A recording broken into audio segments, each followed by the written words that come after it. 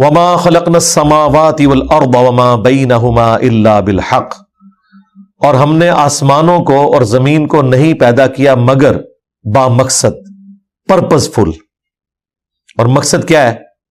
مقصد یہ ہے کہ انسان کے لیے سب کچھ بنایا گیا، انسان کو اللہ نے اپنے لیے بنایا، سیدھی سی بات ہے۔ اور اس کا ڈراپ سین یہ ہے وَإِنَّ السَّاعَةَ لَآتِيَةٌ، اور بے شک قیامت ضرور آ کر رہے گی۔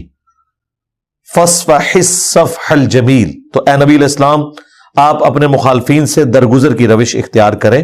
ظاہر نبی علیہ السلام اتنے سالوں سے تکلیف کاٹ رہے تھے، اور آپ کے دل میں بھی خواہش آتی تھی کہ میں اتنے عرصے سے انہیں کہہ رہا ہوں کہ پیغمبر کا انکار کرو گے تو عذاب آ جائے گا، اور الٹا وہ بھی مذاق اڑایا کرتے تھے کہ اتنے سالوں سے ہم تمہاری دھمکیاں سن رہے ہیں، عذاب تو کوئی نہیں آیا۔ اب عذاب تو آنا تھا جا کے 15 سال بعد، 13 سال مکے کے اور 2 سال مدینے کے، 2 ہجری میں عذاب کی پہلی قسط آئی ہے غزوہ بدر کی شکل میں۔ تو 15 سال، اس میں بھی 2/3 قرآن مکی ہے جس میں دھمکیاں ہیں۔ تو ظاہر 15 سال ایک بندہ دھمکی سنتے رہے تو وہ کہے گا یار یہ تو 15 سال سے کر رہے، ہوا تو کچھ بھی نہیں ہمارے ساتھ، ایک نیچرل چیز ہے۔ تو پھر حضور علیہ السلام کو بھی اللہ تعالیٰ تسلی دیتا تھا کہ آپ نے ٹینشن نہیں لینی، درگزر کریں، انشاءاللہ اللہ کے ہاں ایک وقت مقرر ہے، آ جائے گا۔ ان ربک هو الخلاق العلیم، بے شک تیرا رب خالق ہے اور سب کچھ جاننے والا ہے۔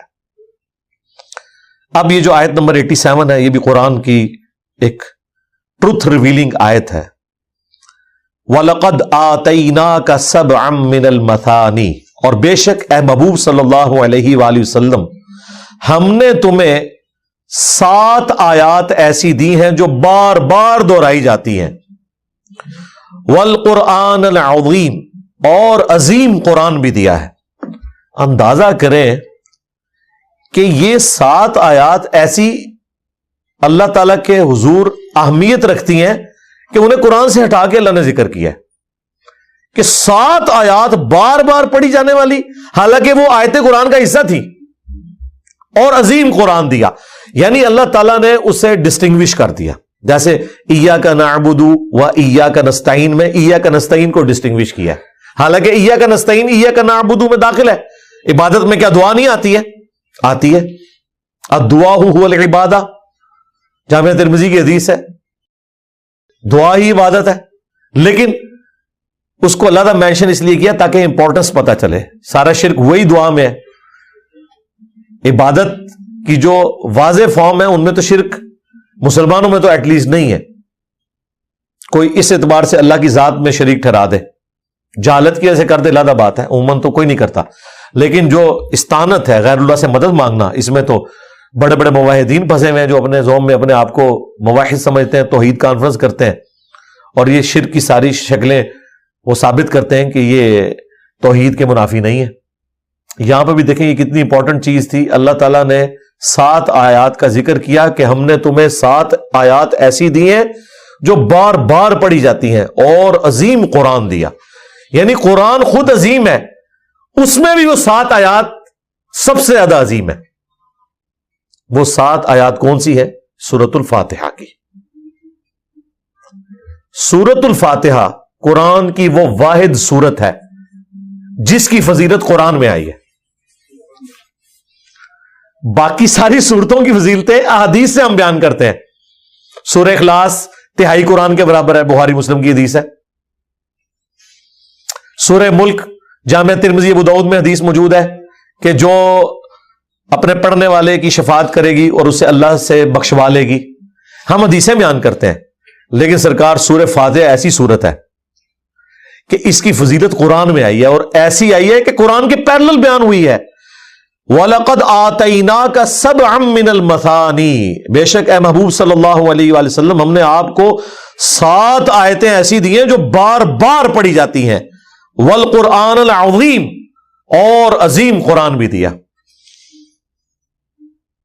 اس سے بڑھ کر کیا فضیلت ہوگی کہ اللہ تعالی کے نزدیک جو سب سے بڑا عمل ہے، جو مؤمن اور کافر کا فرق ہے، نماز، وَأَقِيمُوا الصَّلَاةَ وَلَا تَكُونُوا مِنَ الْمُشْرِكِينَ، نماز قائم کرنا، مشرک نہ ہو جانا۔ اور صحیح مسلم کی حدیث کے بندے کے کفر اور ایمان، شرک اور اسلام کے درمیان فرق نماز ہے. اس نماز میں ہر رکعت میں سورہ فاتحہ پڑھنا ضروری ہے، خواہ وہ فرض ہو خواہ وہ نفلی ہو. سورہ فاتحہ کے بغیر نماز ہی نہیں ہوتی. بخاری مسلم کی حدیث ہے، لا صلاۃ لمن لم یقرأ بفاتحۃ الکتاب. اس کی نماز ہی نہیں ہے جو سورۃ الفاتحہ کی تلاوت نہیں کرتا. پھر بخاری مسلم میں ام الکتاب بھی ذکر ہے، جو کتاب کی ماں، کتاب کی جڑ نہ پڑھے اس کی نماز نہیں ہے. اسے ام الکتاب بھی کہا گیا. فاتحہ یعنی قرآن کو کھولنے والی، یہ قرآن کی چابی بھی ہے، قرآن کی ماں بھی ہے، قرآن کی جڑ بھی ہے سورہ فاتحہ. اس سے بڑی کیا بات ہوگی یار. آپ امیجن کریں کہ ہر نماز کی ہر رکعت میں آپ جو مرضی پڑھے، لیکن فاتحہ آپ نے پڑھنی ہے. باقی پورے قرآن میں سے آپ کی جو مرضی پڑھے، لیکن فاتحہ آپ نے پڑھنی ہے. اس کے بغیر آپ کی نماز ہی نہیں ہونی. بلکہ جامع ترمذی میں حدیث ہے، نبی الاسلام کہتے ہیں کہ سورہ فاتحہ جیسی سورت نہ تورات میں ہے، نہ زبور میں ہے، نہ انجیل میں ہے. اللہ نے کسی پیغمبر کو اس طرح کی سورت نہیں دی جو مجھے دی ہے، سورۃ الفاتحہ. یہ اتنی عظیم سورت ہے. صحیح بخاری میں اسی آیت کے کانٹیکسٹ میں ایک حدیث ہے، سیم یہی آیت پڑھ کے نبی الاسلام نے بیان کیا. صحیح بخاری میں حدیث ہے، نبی الاسلام نے ایک صحابی کو کسی کام سے بلایا تو وہ تھوڑی دیر بعد حاضر ہوئے. نبی الاسلام نے کہا کہ میں نے تمہیں بلایا تھا. انہوں نے کہا یا رسول اللہ میں نماز پڑھ رہا تھا، مجھے آپ کی آواز آئی ہے لیکن میں نماز پڑھ رہا. تو آپ نے فرمایا کہ کیا تم نے قرآن کی آیت نہیں سنی ہوئی سورۃ الانفال کی کہ جب اللہ اور اس کا رسول بلائیں فوراً حاضر ہو جایا کرو. یعنی نبی الاسلام اس پلانٹ ارتھ پہ واحد پرسنالٹی ہیں کہ اگر کوئی شخص اپنی نماز اسی جگہ پر چھوڑ کر آپ کا حکم سننے کے لیے آئے تو اس کی نماز نہیں ٹوٹے گی، کیونکہ وہ اللہ کے ایک حکم سے دوسرے حکم کی طرف جا رہا ہے اور واپسی میں وہیں سے نماز شروع کرے گا، نئے سرے سے بھی نہیں شروع کرے گا، کیونکہ ایک حکم سے دوسرے کی طرف ٹرانسفر ہو رہا ہے. یہ پروٹوکول صرف نبی الاسلام کا ہے. باقی کیسز میں آپ کو نماز توڑنی پڑے گی. نبی الاسلام کے کیس میں نماز ٹوٹے گی نہیں، بلکہ ایک حکم سے دوسری طرف جا رہے ہیں. مجبوراً ہو سکتا ہے کوئی ایمرجنسی ہو گئی ہے یا کوئی اور ایشو ہو گیا تو نماز توڑنی پڑ جائے، لیکن اس کیس میں نماز ٹوٹے گی نہیں. تو نبی الاسلام نے جب ان کو کہا، اب نبی الاسلام کو یہ بھی احساس ہوا کہ میری یہ بات سن کے اس کو تھوڑا فیل ہوا ہوگا. پھر آپ نے فرمایا کہ اچھا میں تمہیں نا اس مسجد سے نکلتے ہوئے قرآن کی سب سے عظیم سورت بتاؤں گا کہ کون سی ہے. اب وہ صحابی تو انتظار میں بیٹھ گئے کہ اللہ کے محبوب صلی اللہ علیہ وآلہ وسلم مجھے بتائیں گے قرآن کی سب سے عظیم سورت کون سی ہے. جب نبی الاسلام مسجد سے نکلنے لگے تو اس صحابی نے حضور کا ہاتھ پکڑ لیا، کہا یا رسول اللہ آپ اپنا وعدہ پورا کریں. آپ نے مجھے یہ مدنی رشوت جسے کہتے ہیں نا، وہ باپا جانی پازیٹو سینس میں، کہ مجھے ایک آفر دی تھی، تو مجھے بتائیں قرآن کی سب سے عظیم سورت کون سی ہے. تو آپ نے فرمایا وہ ہے الحمدللہ رب العالمین. اور پھر آپ نے پڑھا کہ یہ ہے سبع من المثانی، یہ ہے وہ 7 آیات جو بار بار دہرائی جاتی ہیں جو اللہ تعالیٰ نے مجھے عطا کی ہیں. الحمدللہ رب العالمین، سورۃ الفاتحہ. اچھا اس حدیث سے یہ بھی پتہ چل گیا کہ بسم اللہ سورہ فاتحہ کا حصہ نہیں ہے. بسم اللہ کے بغیر 7 آیات پوری ہوتی ہے، ورنہ نبی الاسلام کہتے بسم اللہ الرحمن الرحیم الحمدللہ رب العالمین. نیچرل تھا. یہ حدیث بھی ثبوت ہے. لہذا امام حنیفہ کا موقف درست ہے کہ بسم اللہ قرآن کا تو حصہ ہے فاتحہ سے پہلے، اور قرآن کے اندر آیت بھی ہے. سورہ نمل کی آیت نمبر 30، انہ من سلیمان و انہ بسم اللہ الرحمن الرحیم. لیکن سورتوں سے پہلے جو بسم اللہ آئی ہوئی ہے نا، انکلوڈنگ سورہ فاتحہ، وہ سورہ فاتحہ کا حصہ نہیں ہے. لیکن سنت ضرور ہے کہ آپ نے سورہ فاتحہ ہو یا کوئی بھی سورت جب سٹارٹ کریں گے بسم اللہ ضرور پڑھیں گے. قرآن کا حصہ بھی ہے لیکن سورت کا حصہ نہیں ہے. یہ حدیث ان کو سپورٹیو ہے. ایک اور حدیث صحیح مسلم میں حدیث ہے، عبداللہ ابن عمر کہتے ہیں کہ رسول اللہ صلی اللہ علیہ وآلہ وسلم اور حضرت ابو بکر اور حضرت عمر اپنی نماز کی قرات کا آغاز الحمدللہ رب العالمین سے کرتے تھے. اس میں بسم اللہ کا ذکر نہیں ہے. یعنی بسم اللہ آپ نے پڑھنی ہے آہستہ اور سورہ فاتحہ کو بلند آواز سے پڑھنا ہے. لہذا الحمدللہ رب العالمین سے ہی سورہ فاتحہ شروع ہوتی ہے. امام شافعی بسم اللہ کو قرآن کا حصہ مانتے ہیں سورہ فاتحہ کے آیت کے طور پر. اہل تشیع بھی بسم اللہ کو قرآن کا حصہ مانتے ہیں سورہ فاتحہ کی آیت کے طور پر. ہمارے نزدیک امام حنیفہ کا موقف درست ہے، اور اس وجہ سے نہیں کہ امام حنیفہ نے کہا ہے. اگر امام حنیفہ نے کوئی اس طرح کی بات کی ہوتی تو آپ کو حنفیوں نے یہ حدیثیں بتائی ہوتی ہیں. حدیثیں تو ہم آپ کو بتا رہے ہیں، حدیثیں تو نبی علیہ السلام کی ہے. ٹھیک ہے کہ یہ الحمدللہ رب العالمین سے سورہ شروع ہوتی ہے. اچھا، اور پھر ڈسائسو حدیث وہ حضرت ابو ہریرہ کی حدیث ہے، حدیث قدسی صحیح مسلم میں، کہ حضرت ابو ہریرہ کہتے ہیں کہ نبی علیہ السلام نے فرمایا کہ اس کی نماز ناقص ہے ناقص ہے ناقص ہے جو سورۃ الفاتحہ نہیں پڑھتا. اور پھر نبی علیہ السلام نے فرمایا کہ اللہ تعالیٰ فرماتا ہے کہ میں نے نماز اپنے اور اپنے بندے کے درمیان برابر تقسیم کر لی ہے، آدھا حصہ میرے لیے ہے اور آدھا میرے بندے کے لیے، اور میں نے اپنے بندے کو عطا کر دیا جو مجھ سے مانگے گا. پھر نبی علیہ السلام نے فرمایا کہ اللہ تعالیٰ فرماتا ہے کہ جب میرا بندہ کہتا ہے الحمدللہ رب العالمین تو میں کہتا ہوں میرے بندے نے میری حمد کی. جب وہ کہتا ہے الرحمن الرحیم تو میں کہتا ہوں میرے بندے نے میری ثنا کی. جب وہ کہتا ہے مالک یوم الدین تو میں کہتا ہوں میرے بندے نے میری بزرگی کا اعتراف کر لیا کہ میں ہی قیامت کے دن کا مالک ہوں. اور جب وہ کہتا ہے ایاک نعبد و ایاک نستعین تو یہ میرے اور میرے بندے کے درمیان کامن ہے، بس میرے بندے نے جو مانگا میں نے اسے دے دیا. اور جب وہ کہتا ہے اہدنا الصراط المستقیم صراط الذین انعمت علیہم غیر المغضوب علیہم ولا الضالین آمین تو میرے بندے نے جو مجھ سے مانگا میں نے اسے عطا کر دیا. اب یہ بڑا اچھا موقع تھا. اب اس میں تو میتھمیٹیکل ڈویژن ہو رہی ہے کہ سورہ فاتحہ کو پوری نماز کہا نبی علیہ السلام نے، اور اللہ سے روایت کیا حدیث قدسی، اور ساتھ کہا کہ آدھی میری اور آدھے میرے بندے کے لیے. اور پھر اس کی ڈویژن نبی علیہ السلام نے اللہ تعالیٰ کے ریفرنس سے بیان کی کہ اللہ تعالیٰ کہتا ہے جب میرا بندہ کہتا ہے الحمدللہ رب العالمین تو یہ بڑا اچھا موقع تھا. یہاں یہ ہونا چاہیے تھا جب میرا بندہ کہتا ہے بسم اللہ الرحمن الرحیم تو میں کہتا ہوں میرے بندے نے میرے نام سے شروع کیا، لیکن یہ نہیں ہے. اس میں ڈائریکٹ سٹارٹ ہو رہا ہے الحمدللہ رب العالمین. اور دیکھیں ڈویژن کیسے ہو رہی ہے. الحمدللہ رب العالمین آیت نمبر 1، الرحمن الرحیم آیت نمبر 2، مالک یوم الدین آیت نمبر 3. یہ 3 آیات اللہ کے لیے ہوگی جس میں آپ نے اللہ کی تعریف بیان کی. ایاک نعبد و ایاک نستعین مسلم کے الفاظ ہیں، یہ میرے اور میرے بندے کے درمیان کامن ہے. کامن کیسے ہو گیا؟ یہ آیت ایسی ہے جو 2 ٹکڑوں میں بٹ جاتی ہے. ایاک نعبد یہ اللہ کے ساتھ ہوگی، و ایاک نستعین بندے کے ساتھ، بندہ مانگ رہا ہے اللہ سے. لہذا الحمدللہ رب العالمین الرحمن الرحیم مالک یوم الدین ایاک نعبد، یہ 3.5 آیات، یہ نصف ہو گیا سورہ فاتحہ کا. وَإِيَّاكَ نَسْتَعِينُ یہ آدھی آیت، اور اهدنا الصراط المستقیم یہ اس سے اگلی آیت، صراط الذین انعمت علیہم اس سے اگلی آیت، اور غیر المغضوب علیہم ولا الضالین آمین اس سے اگلی آیت. 3.5 آیات ادھر، 3.5 آیات ادھر، واو درمیان میں ہے. ایاک نعبد واو سینٹر میں، ایاک نستعین اہدنا الصراط المستقیم آنورڈ. اور یہ ساری دیکھیں بندے سے متعلق ہے.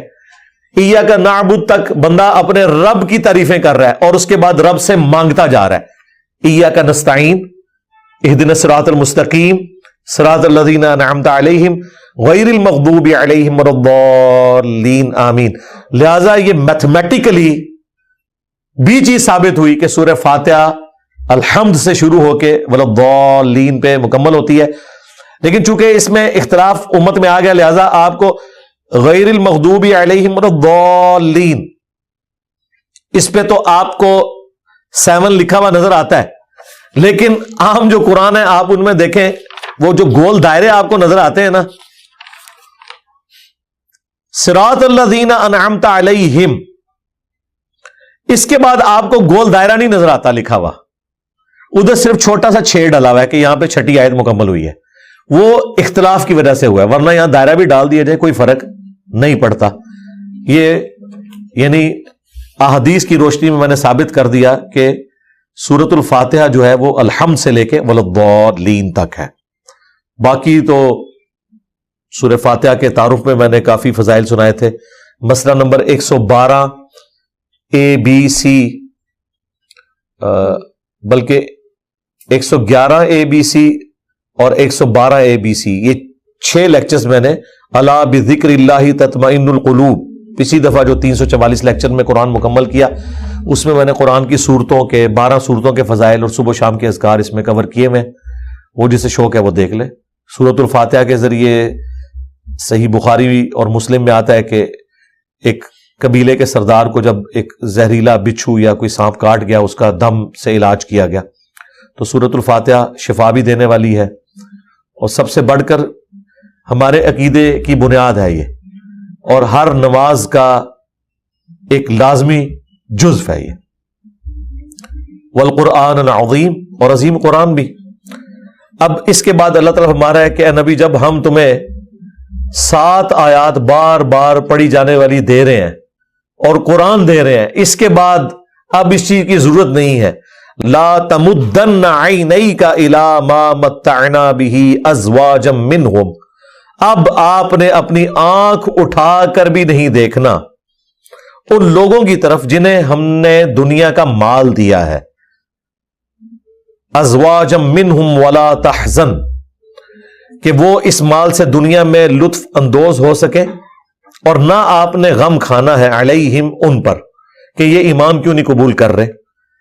وَخْفِضْ جَنَاحَكَ لِلْمُؤْمِنِينَ، آپ نے اہل ایمان کے لیے اپنے کندھوں کو جھکا کے رکھنا ہے نرمی کے ساتھ، بلکہ اگر اس کو یعنی وہ ترجمہ کیا جائے جس طرح یہ الفاظ جو اس کے الفاظ ہیں وہ تو کہہ رہے ہیں کہ اپنے پروں کے نیچے لینا ہے، جیسے ایک مرغی اپنے چوزوں کی حفاظت کے لیے اپنے پروں کے نیچے لے لیتی ہے نا، تو آپ نے اپنے پروں کے نیچے اپنے اہل ایمان ساتھیوں کو لینا ہے، اصحاب صفہ جو ڈیووٹڈ اصحاب ہیں، باقی جو لوگ ایمان نہیں قبول کرنے والے ان کا غم آپ نے نہیں کھانا۔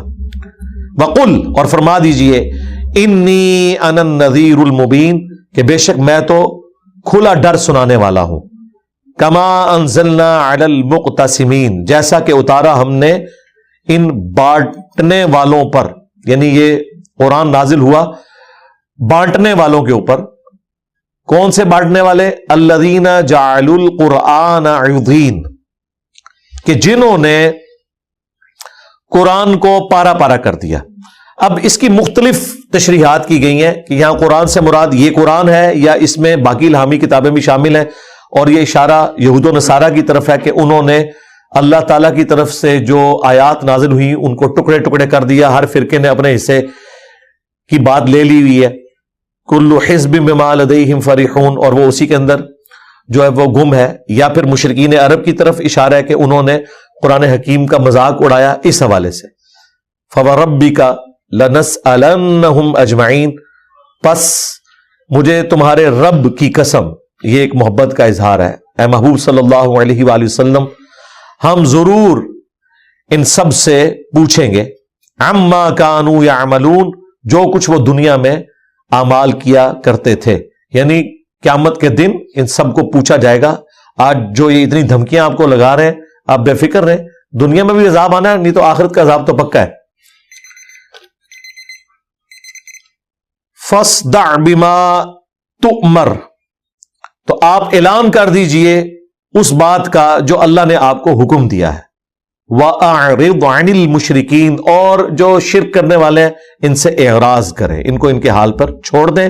اِنَّا كَفَيْنَاكَ الْمُسْتَهْزِئِينَ، بے شک ہم ہی آپ کو کفایت کر جائیں گے جو آپ کا مذاق اڑانے والے لوگ ہیں ان کے مقابلے پر۔ یہ بڑی مشہور آیت ہے، میں نے کئی ایک لیکچرز میں کوٹ کی ہے، سورۃ الحجر کی آیت نمبر 95، کہ اللہ تعالیٰ نے اپنے ذمہ کرم پر لے لیا ہے کہ جو بھی نبی الاسلام کا مذاق اڑائے گا اللہ تعالیٰ خود جواب دینے والا ہے۔ دیکھیں پچھلے 100 سالوں میں 60,000 کتابیں رسول اللہ کے خلاف لکھی گئی ہیں. اگر ریشو پروپورشن کیلکولیٹ کریں, ان 100 سالوں میں جتنی تعداد میں مسلمان بڑھے ہیں پچھلے 1300 سال میں نہیں بڑھے. اور اس ماڈرن دور میں جب لوگوں کے لیے ریلیجن کوئی اہمیت نہیں رکھتا, Islam is the fastest growing religion in America, in Europe, تو یہ ہمیں معجزہ نظر آ رہا ہے. نبی الاسلام کو ملائن کرتے ہیں, اللہ تعالیٰ آپ صلی اللہ علیہ وآلہ وسلم کی تعریف میں کافروں سے کتابیں لکھوا دیتا ہے. ایک کامیاب ترین پرسنالٹی پلانٹ ارتھ پہ اگر کوئی ہے تو محمد رسول اللہ ہے صلی اللہ علیہ وآلہ وسلم. الذین یجعلون مع اللہ الہا آخر, یہ وہ لوگ ہیں جو آپ کا مذاق اڑانے والے, انہوں نے تو اللہ کے ساتھ اور ہستیوں کو معبود ٹھہرا لیا ہے. فسوف یعلمون, تو عنقریب یہ اس کا انجام جان لیں گے.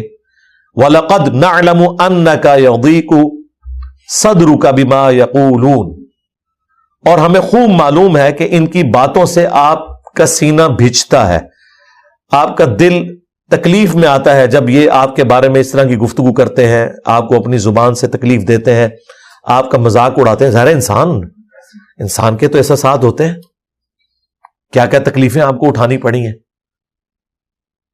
تو آپ کو یہ تکلیفیں دیں گے, لیکن آپ نے اپنی تکلیفوں کو رفع کس طرح کرنا ہے؟ فسبح بحمد ربک, پس آپ اپنے رب کی تسبیح کریں, اس کی حمد کریں, تعریف کریں. وَقُم مِّنَ السَّاجِدِينَ, اور سجدہ گزاروں میں شامل رہیں. آپ اللہ کے حضور جھکتے رہیں, ان عبادات کی برکت سے اللہ تعالیٰ آپ کو صبر دے دے گا. وَاعْبُدْ رَبَّكَ حَتَّى يَأْتِيَكَ الْيَقِينُ, اور اپنے رب کی عبادت کرتے رہنا یہاں تک کہ تمہیں موت آ جائے. الیقین یہاں پر موت ہے, کیونکہ سورہ مدثر میں اللہ تعالیٰ نے الیقین کو موت کے ایکویلنٹ بیان کیا ہے کہ اہل جہنم سے کہا جائے گا کہ دنیا میں تم اسی طریقے سے یاشی کرتے رہے یہاں تک کہ تم یقین کو پہنچ گئے اور اب ہمارے حضور پیش ہو گئے ہو. تو یقین سے مراد قرآن نے سورہ المدثر میں موت کو ذکر کر دیا ہے. تو اپنے رب کی عبادت کرتے رہے یہاں تک کہ موت آ جائے, یعنی موت تک اپنی ایفرٹ پٹ کرنی ہے, غافل نہیں ہونا. نبی الاسلام کو تعویل خاص کے اعتبار سے کہا گیا, باقی تعویل عام میں تو جو بھی قرآن کا قاری ہے اس تک یہ میسج پہنچایا گیا کہ یہ ایک دن کی گیم نہیں ہے, ہاں یہ مسلسل ایفرٹ ہے. جب تک روح پرواز نہ کر جائے اس وقت تک غافل نہیں ہونا. جو دم غافل 100 دم کافر. ٹھیک ہوگا جی.